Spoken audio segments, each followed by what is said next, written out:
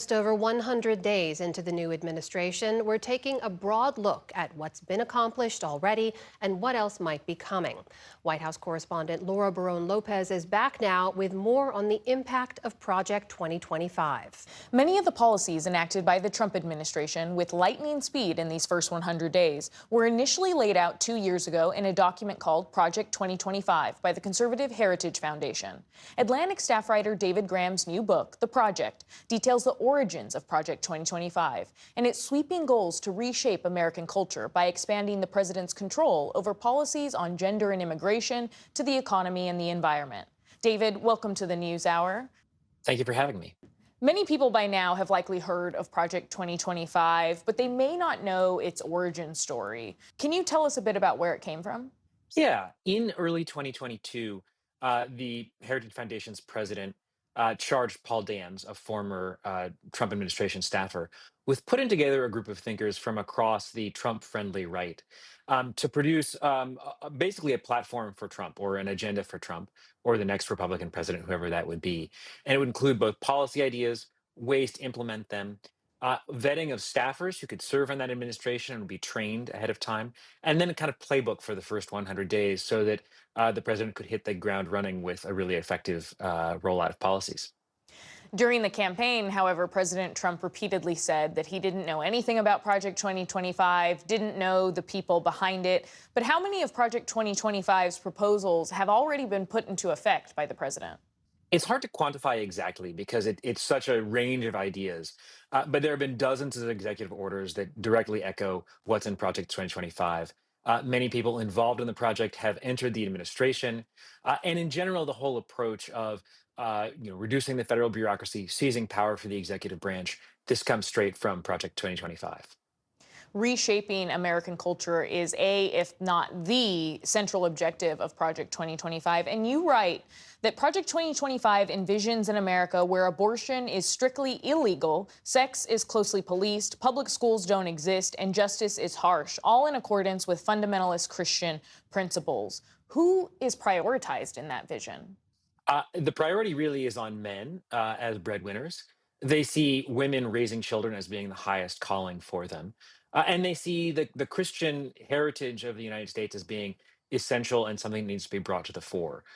So those are the people who will benefit, and they want to see a family based around what they say are biblically based principles. So when you see the Trump administration, issuing an executive order that tries to define sex as male and female, or when they take on DEI programs, or when they issue an executive order banning trans women from sports. Those are all ideas that come from here. And they see these things as part of a total package. This is the beginning. It's maybe the part that's most politically salient, but they don't intend to stop there. One of the key authors of Project 2025, Russell Vought, is now the head of the Office of Management and Budget for President Trump. Can you explain the beliefs that are guiding people like Russ Vought as well as others that are now inside the administration? There's a really interesting interview that Vogt did with Charlie Kirk a couple of years ago. And he said, the left describes me and people like me as a Christian nationalist. They see that as pejorative. I don't agree. I think that's exactly what I am. I'm a Christian and I'm a nationalist. They really buy into Trump. They have gotten on board with him, even as they sometimes come from a more traditional right wing background.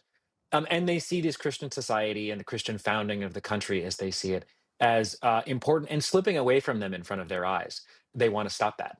David, you said that the conservative authors of Project 2025 are playing the long game. How long?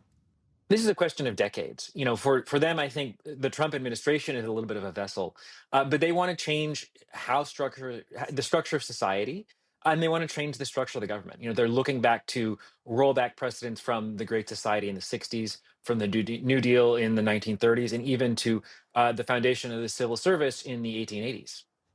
Another pattern across Project 2025 that you write about and that we've seen play out a bit in the first few months of the president's time in office is an effort to expand his power, so much so that it is essentially limitless, from immigration or also taking some of Congress's power, the purse. I mean, how are you seeing this already play out, and what's to come?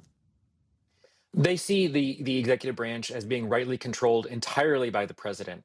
And so that means they think he should be able to fire anybody who works in the executive branch. Civil servants should be political appointees. And if they're not doing what he wants, he should get rid of them. They also think he should be able to seize control of independent agencies, the FTC, the FEC, FCC, bodies like this that are established by Congress to be appointed by the president, but then to operate independently. And they also want to go through the traditional safeguards around things like the Justice Department, so they can operate as a tool of policy. And we see all of those things. We see the firings of civil servants and conversions under the so-called Schedule F. Um, we see the Justice Department being used as a tool of retribution, and the White House firing specific line prosecutors. And then we see the firings of heads of independent agencies as well. So I think the plan is proceeding just as laid out. How does Elon Musk factor into this? And has he accelerated or disrupted any of Project 2025's plans? Musk is not contemplated in the plan, and when it was written, he was not yet fully on the Trump train. But I think he's become a really useful tool for them. So the sorts of attacks on the civil service that he's doing, the attempts to lay a lot of people off, are right in line with his ideas. And there's been a bunch of reporting showing how Vote is working with Musk on these. Now, there are potential points of conflict, but I think they see him as a good accelerant for getting their things done. What comes next? What do you see the administration tackling in the months to come from Project 2025?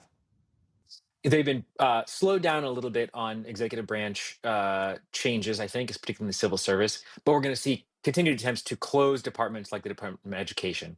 And we're also going to see the slow attack on these independent agencies. There's also so many policy ideas in here that have to be done through the rulemaking process. And that takes time and it takes getting their appointees in. But as those people get into place, there's a whole line of agendas for every department that they're going to start working through. David Graham of The Atlantic, thank you for your time. Thank you.